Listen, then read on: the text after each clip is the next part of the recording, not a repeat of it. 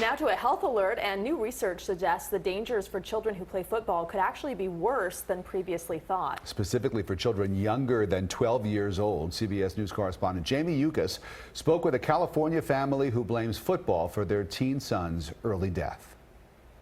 I loved my son. He was just a wonderful kid. Gregory Ransom is heartbroken about the loss of his 13-year-old son, James. Just over a year before his death, James suffered a brutal hit to the head while playing football as a lineman. After the game, his dad noticed blood around his ear. I talked to him about these things, and he said, well, I get my bell rung all the time playing football, and it was shocking to me to hear that.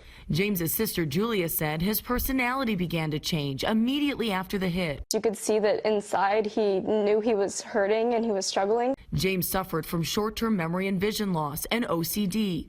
He attempted suicide just 3 months after the hit and was committed into a mental institution for a month. Nearly a year later, he took his own life. He was happy, a friendly kid. You think this is all because of football? I know it was.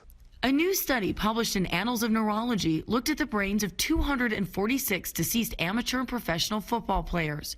211 of them had the degenerative brain disease known as chronic traumatic encephalopathy, or CTE, which can be caused by repetitive hits to the head.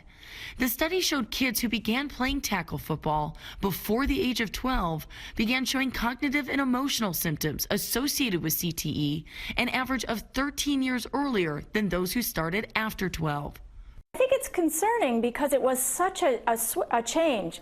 Dr. Ann McKee of Boston University is the study's lead researcher. Children's brains are rapidly developing between 8 and 12 years old. There he is, lineman of the year, James. The Ransom family did not get James's brain tested for CTE, but they hope to prevent his injuries from occurring in other children. I want parents to know the science and to know what's happening to their sons' brains. Jamie Yuccas, CBS News. The study also showed that for each year earlier kids begin playing football, they could begin to experience symptoms associated with CTE 2.5 years sooner.